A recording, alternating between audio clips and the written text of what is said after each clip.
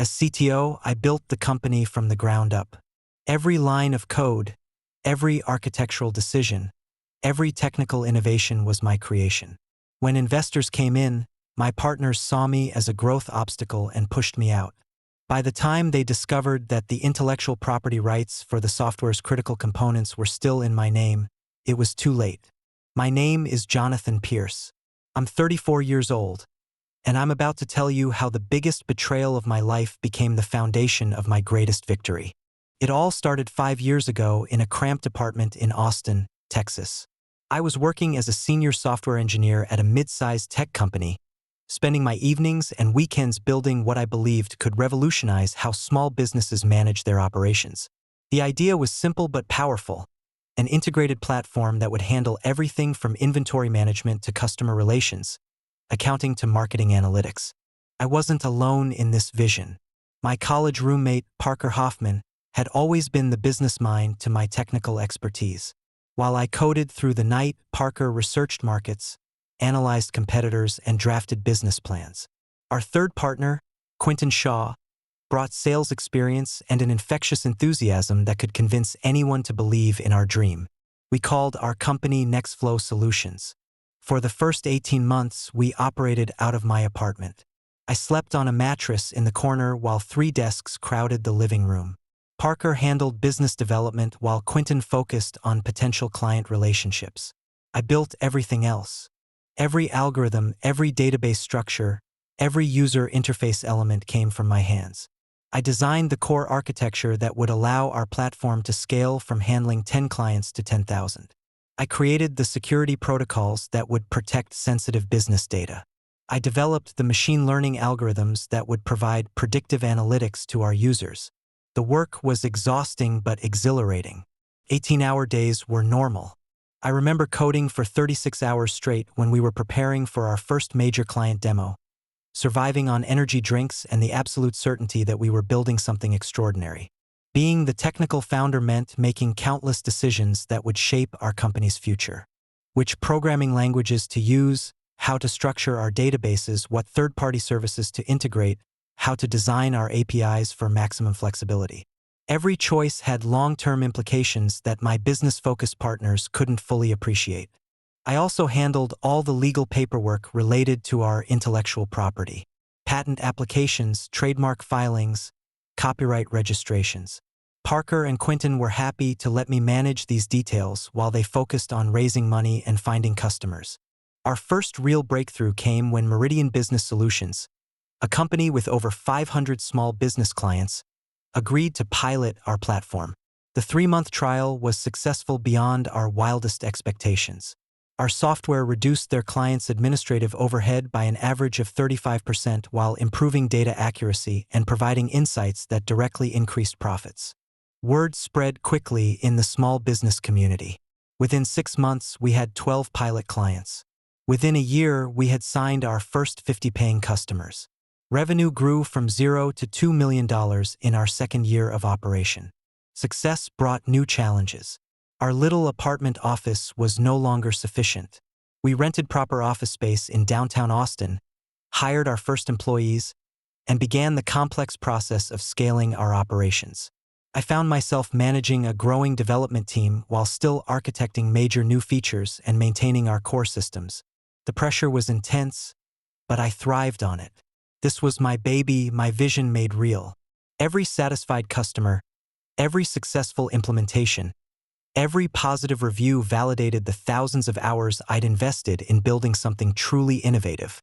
Parker and Quentin, meanwhile, were focused on the next phase of growth. They spent their time meeting with potential investors, preparing pitch decks, and planning expansion strategies.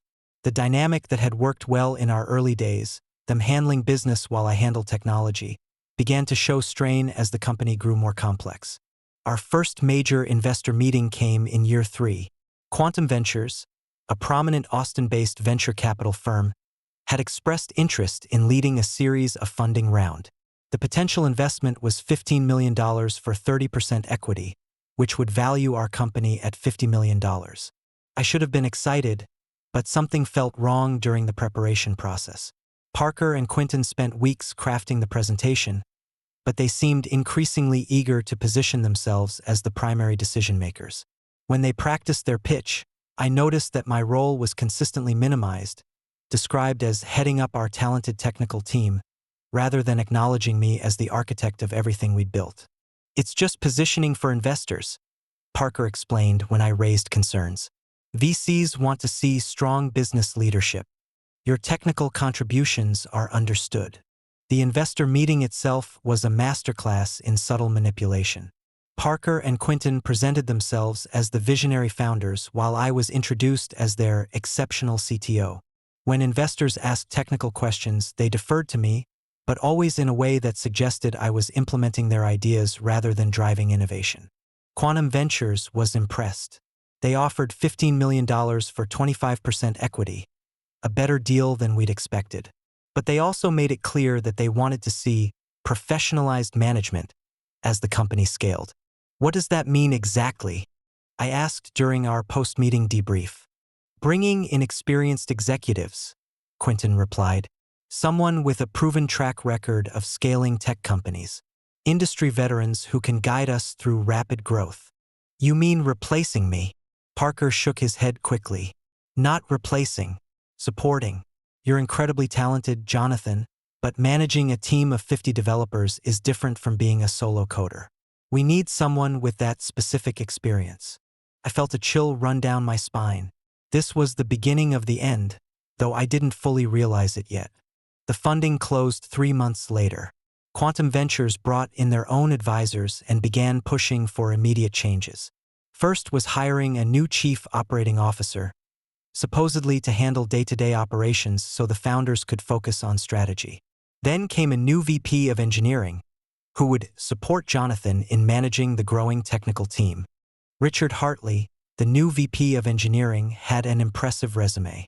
20 years of experience at major tech companies, a track record of scaling development teams, and the confidence that comes from having done this before. He was also everything I wasn't: politically savvy, comfortable in corporate environments, and skilled at managing up to executives and investors. Within weeks of Richard's arrival, I found myself increasingly marginalized. Important technical decisions were discussed in meetings I wasn't invited to. Architecture reviews happened without my input. When I raised concerns about changes to our core systems, I was told that Richard had extensive experience with these types of optimizations.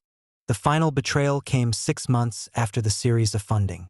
Parker called me into the conference room on a Tuesday morning. Quinton was there, along with Richard and 2 representatives from Quantum Ventures. The setup immediately reminded me of every corporate termination scene I'd ever seen in movies. "Jonathan," Parker began, his voice carefully neutral, "we need to discuss your role going forward." I sat down slowly, already knowing where this conversation was headed. "The company has grown beyond what any of us expected," Quinton continued. "We're at a critical inflection point where we need to make some difficult decisions about leadership structure." One of the Quantum Ventures partners, a sharp-dressed woman named Diana Morse, leaned forward. "Jonathan, your technical contributions have been extraordinary. You've built something truly impressive. But our analysis suggests that the company needs a different type of technical leadership to reach the next level." "Different how?" I asked. Richard cleared his throat. "The development processes that work for a small team don't scale to enterprise-level operations. We need standardized methodologies, formal project management, integration with industry-standard tools and platforms." "In other words," Parker said, "we need someone with Richard's background leading the technical side of the company." I looked around the room at faces I'd trusted, people I'd considered friends, partners who'd benefited from every sleepless night I'd spent building their dreams into reality. "So what are you proposing?"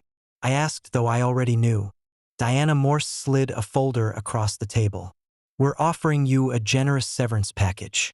6 months' salary, continuation of health benefits, and a consulting agreement that would allow you to remain involved in an advisory capacity."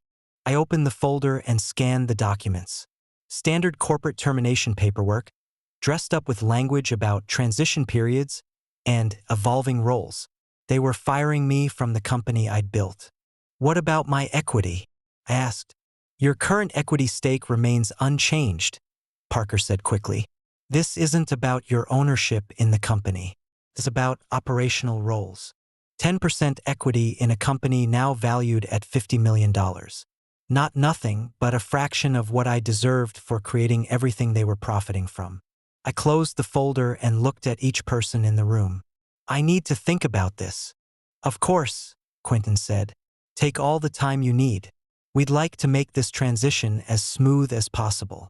That evening, I called my attorney, Susan Martinez, who had helped me with various legal matters over the years, including some of the early intellectual property filings for Nextflow. Jonathan, I'm sorry to hear about this situation, she said after I explained what had happened. Corporate coups are unfortunately common in the startup world. But before you sign anything, I need to review all the legal documents related to your role and the company's intellectual property. Why? What are you thinking? Well, you filed most of the initial patents and copyrights, correct? And you were listed as the primary inventor on the patent applications. I thought back to those early days when I'd been handling all the legal paperwork myself. Yes, I filed everything. Parker and Quentin were too busy with business development to deal with patent applications. Bring me all those documents. Every filing, every application, every piece of intellectual property paperwork from the company's early days. I spent that night gathering files from my home office. Patent applications for our core algorithms, copyright registrations for our software architecture, trademark applications for various product names I'd created. As I reviewed the documents, I noticed something I'd forgotten in the chaos of building a company. On most of the patent applications, I was listed as the sole inventor. The applications had been filed under my name, with assignment to Nextflow Solutions happening through separate agreements. Agreements that, as I read them more carefully, contained some very specific language about conditions and terms. Susan called me the next morning. Jonathan, we need to meet immediately. There are some very interesting aspects to your intellectual property situation. Her office was in a sleek downtown building, and her expression was serious as she spread out the documents I'd brought. Here's the situation, she began. Most of your patent applications list you as the primary or sole inventor. The assignment agreements that transfer ownership to Nextflow Solutions contain specific language about your role and compensation within the company. What kind of language? Language that makes the assignments conditional on your continued involvement as CTO and primary technical decision-maker. If the company terminates your role as CTO, or if you're removed from technical leadership, the assignment agreements become voidable at your discretion. I stared at her. Are you saying I could revoke the company's rights to the patents? I'm saying the legal structure you created gives you significant leverage in this situation. The company's core technology is built on algorithms and architectures covered by patents where you're the named inventor. If you choose to revoke the assignment agreements, Nextflow Solutions would lose the legal right to use the technology that drives their entire platform. The implications hit me like a lightning bolt. Without access to the core algorithms I'd developed and patented, Nextflow's software would be essentially worthless. They could try to rebuild everything from scratch, but that would take years and cost millions of dollars. Meanwhile, their existing customers would be using software they no longer had legal rights to operate. What are my options? I asked. Susan leaned back in her chair. Several. You could revoke the assignments and shut down their operation entirely. You could negotiate a new licensing agreement that gives you ongoing royalties. You could demand reinstatement as CTO with greater protection for your role. Or you could use this leverage to negotiate a much better exit package. I thought about Parker and Quentin, people I'd trusted as friends and partners, who had spent months planning to push me out of the company I'd built. I thought about Richard Hartley, brought in specifically to replace me. I thought about the Quantum Ventures partners who saw me as an obstacle to their investment. I want to give them a chance to do the right thing first, I said finally. What do you mean? I want to go back to them with a counteroffer. Fair terms that recognize my actual contributions to the company. If they refuse, then we'll discuss the intellectual property situation. Susan nodded. That's a reasonable approach. What terms do you want to propose? We spent the next 2 hours crafting a proposal that would reinstate me as CTO with expanded authority over all technical decisions, increase my equity stake to reflect my actual contributions, and include protective clauses that would prevent future attempts to marginalize my role. The next morning, I called Parker and requested a meeting to discuss the severance offer. "Jonathan, I'm glad you're being reasonable about this," he said as we sat down in the same conference room where they tried to fire me.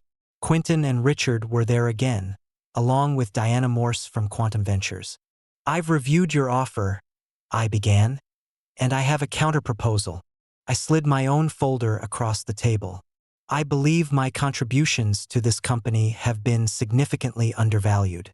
Instead of accepting severance, I'd like to propose terms that better reflect the reality of what I've built here." Parker opened the folder and scanned the first page. His expression shifted from confident to confused to alarmed. "These terms are completely unreasonable," Diana Morse said after reviewing the proposal. "You're asking for 40% equity and complete technical autonomy. That's not how companies operate at our scale. It's how this company should operate when one person created 90% of its value," I replied calmly. Richard laughed dismissively. "Jonathan, I understand you're upset about the transition, but you're overestimating your importance here. Software can be rebuilt, processes can be improved. The real value of this company is in its market position and customer relationships." "Interesting perspective," I said, "but I think you're underestimating some important factors." Quentin leaned forward. "What factors?" "The legal factors that determine who actually owns the technology this company is built on." The room went very quiet. I continued calmly. "I've been reviewing the intellectual property agreements from our early days, specifically the patent assignments and licensing arrangements. There are some very interesting conditions in those documents that I think you should be aware of." Diana Morse's voice was sharp. "What kind of conditions?" "The kind that make patent assignments conditional on certain terms being met. Terms related to my role and involvement in the company." Parker's face had gone pale. "Jonathan, what are you saying exactly?" "I'm saying that if my role as CTO is terminated, or if I'm removed from technical leadership, I have the legal right to revoke Nextflow's license to use the patented technologies that run our entire platform." The silence that followed was deafening. Richard was the first to speak. "That's impossible. Companies don't structure IP agreements that way. Companies with experienced legal counsel don't," Susan Martinez said as she entered the conference room. I'd asked her to join us for this part of the conversation. But when a young technical founder handles patent filings himself, using standard templates without fully understanding the implications, sometimes these situations arise. She placed a stack of documents on the table. "I've prepared a detailed analysis of the intellectual property ownership structure for Nextflow Solutions. The summary is quite clear. Jonathan Pierce is the named inventor on 12 core patents that cover the fundamental algorithms, data structures, and architectural approaches that make your software unique. The assignment agreements that transfer these patents to the company contain conditional language that makes them voidable under specific circumstances." Diana Morse grabbed the documents and began reading rapidly. "This can't be legally enforceable." "I assure you it is," Susan replied. "I've consulted with 3 other intellectual property attorneys, and they all agree. The conditions are clearly stated, and they haven't been modified by any subsequent agreements." Parker looked like he was about to be sick. "Jonathan, surely we can work something out. We're all reasonable people here." "I thought we were," I said. "That's why I prepared a reasonable counterproposal. Fair terms that recognize the actual value I've created for this company." Quentin was frantically reading through Susan's analysis. "If we lost access to these patents, could we rebuild the functionality using different approaches?" Susan answered before I could. "Theoretically, yes, but it would require a complete rewrite of your core platform, which would take approximately 2 to 3 years and cost several $1,000,000 in development expenses. During that time, you couldn't legally operate your current software, which means you'd have no product to sell and no way to serve existing customers." "Our customers would have contracts," Richard protested. Contracts to use software that you'd no longer have the legal right to provide, Susan replied. The liability exposure alone would be devastating, not to mention the revenue impact. Diana Morse set down the documents. Jonathan, let's discuss this rationally. What exactly do you want? I leaned back in my chair. I want what I should have had from the beginning. Recognition for my actual contributions to this company, appropriate compensation for the value I've created, and protection against future attempts to marginalize my role. The terms in your proposal are extreme, Parker said. They're proportional to my contributions, I replied. 40% equity for someone who created the technology that drives 100% of your revenue isn't extreme. It's fair. The negotiations took 3 weeks. During that time, Nextflow's operations continued normally, but everyone involved knew the company was essentially frozen until we reached an agreement. They couldn't make major strategic decisions, couldn't pursue new funding rounds, couldn't even hire additional developers without risking their entire technological foundation. Quantum Ventures brought in their own legal team to verify Susan's analysis. They confirmed what we already knew. I held enough leverage to shut down the company entirely if I chose to exercise my rights. The final agreement was a compromise, but one that heavily favored my position. I was reinstated as CTO with expanded authority over all technical decisions and product development. My equity stake was increased to 35%, making me the largest single shareholder. I received a substantial cash payment to compensate for the months of uncertainty and stress they'd caused. Most importantly, I gained ironclad protections against future attempts to remove me from technical leadership. Richard Hartley resigned 2 days after the agreement was signed. Parker and Quinton remained as co-founders, but their combined equity stake was now smaller than mine, and they'd learned a hard lesson about attempting to betray the person who actually built their company.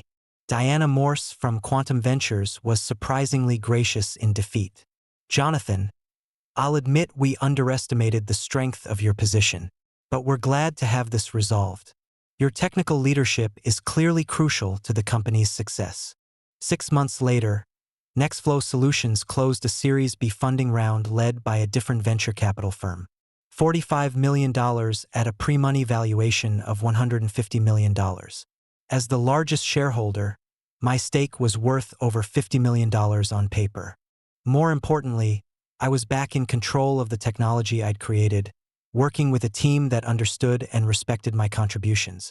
We launched 3 major new features that year, expanded into international markets, and grew our customer base to over 2,000 businesses. The experience taught me valuable lessons about the importance of protecting yourself legally, even when working with people you trust. It also showed me that technical expertise, when properly protected and leveraged, can be the most powerful asset in any business negotiation. Today, Nextflow Solutions is a thriving company serving over 10,000 small businesses across North America and Europe. I'm still the CTO, still the primary technical architect, and still the largest shareholder. Parker and Quinton are still my partners, though our relationship is now based on mutual respect rather than assumed dependency. Sometimes I wonder what would have happened if I'd simply accepted their severance offer and walked away. They probably would have struggled to maintain and develop the technology I'd created. But eventually they might have succeeded in replacing me with more expensive external consultants and developers. Instead, they learned that some contributions can't be easily replaced, and some people can't be safely betrayed. The tech industry is full of stories about founders who get pushed out of the companies they built. But it's also full of opportunities for those smart enough to protect themselves legally and strong enough to fight for what they deserve. In the end, I didn't just get my company back. I got the recognition, compensation, and control that should have been mine from the beginning. And I made sure that no one would ever again underestimate the value of the person who actually builds the technology that drives everything else.